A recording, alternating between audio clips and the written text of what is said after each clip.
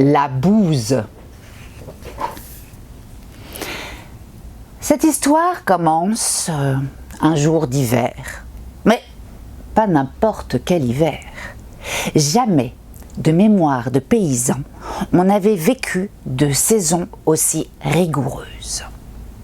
Les champs étaient recouverts de neige, les arbres givrés et les fleuves si gelés qu'ils se traversaient à pied. Certains disaient avoir vu passer un Esquimau à la poursuite d'un ours polaire. Ou l'inverse, je ne sais plus. Mais vous savez ce que valent les on-dit. Bref, c'était un hiver très rude. Vous allez le croire ou non, mais ce jour-là, le plus froid des hivers, que Coq décida de s'envoler vers des cieux plus cléments. Au revoir les poulettes, promis, je penserai à vous à l'ombre de mes palmiers. Tu es sûre de vouloir partir? C'est qu'il fait froid, hein? Oh, Josette a raison, tu devrais attendre le printemps. Moi, je suis d'accord avec Simone et Josette, hein?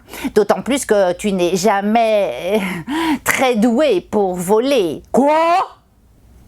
Je ne saurais pas voler, moi? Vous allez voir ce qu'un coq digne de ce nom est capable de faire.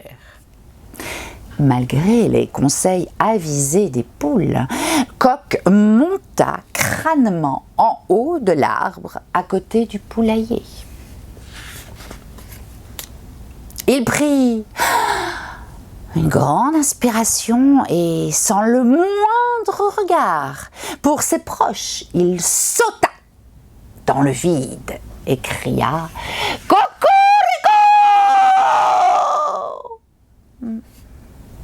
Les ailes gelées, il tomba comme un caillou. Chlop!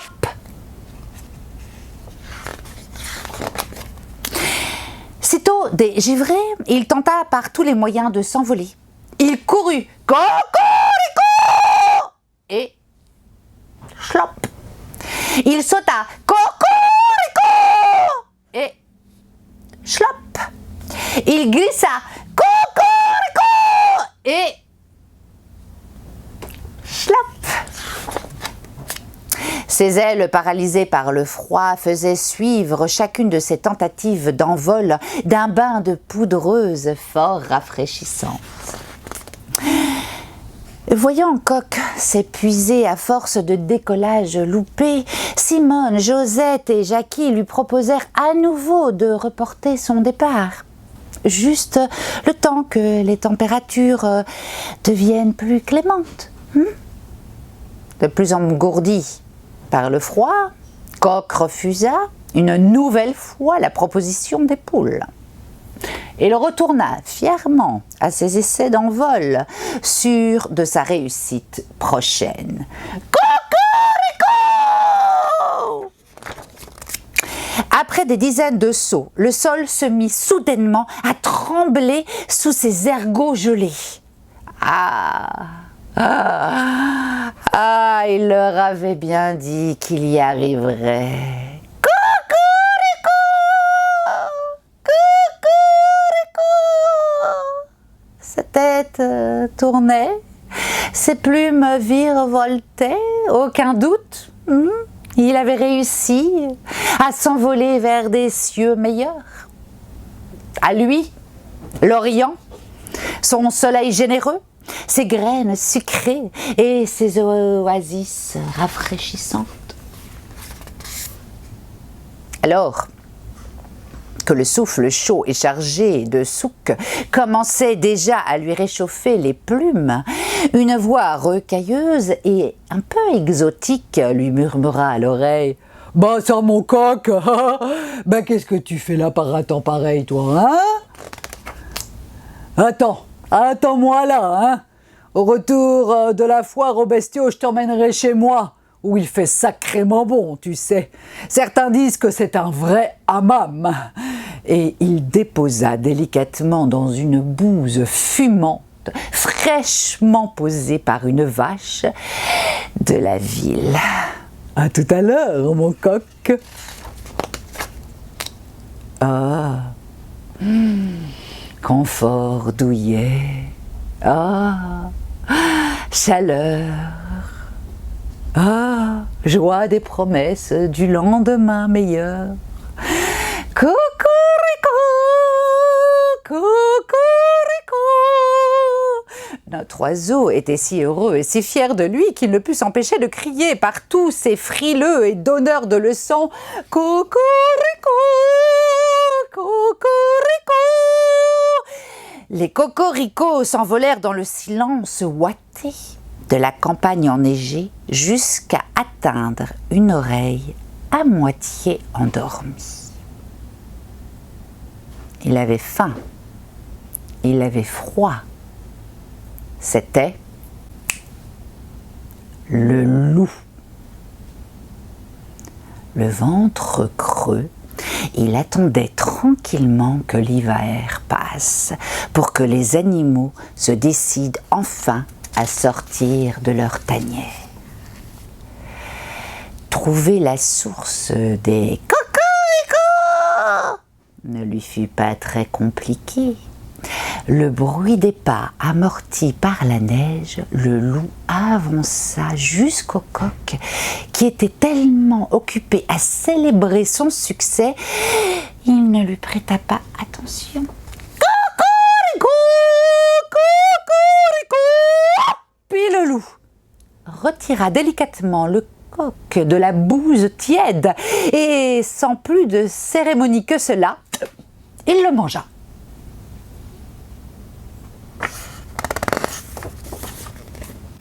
En moralité, celui qui vous met dans la bouse ne vous veut pas nécessairement du mal, mais celui qui vous sort de la bouse ne vous veut pas nécessairement du bien.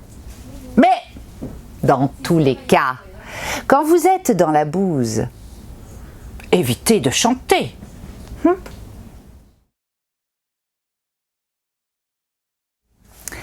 Des oiseaux plein la tête. Voici Nénette, une petite fille avec des oiseaux plein la tête. Nénette mange du jambon dans son yaourt aux fruits.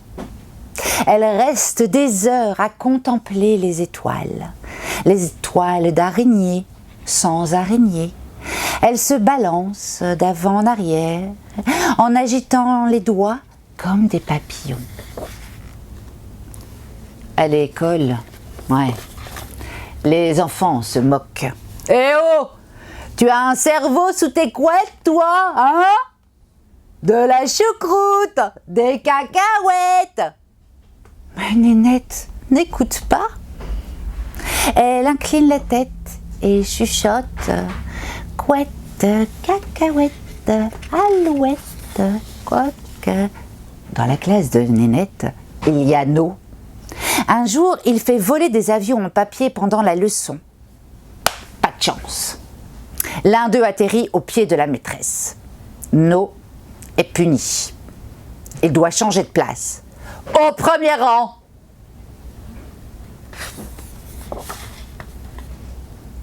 No s'assoit à côté de Nénette.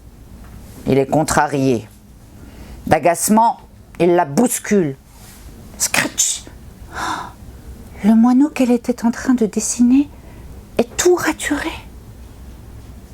Oh! Murmure Nénette.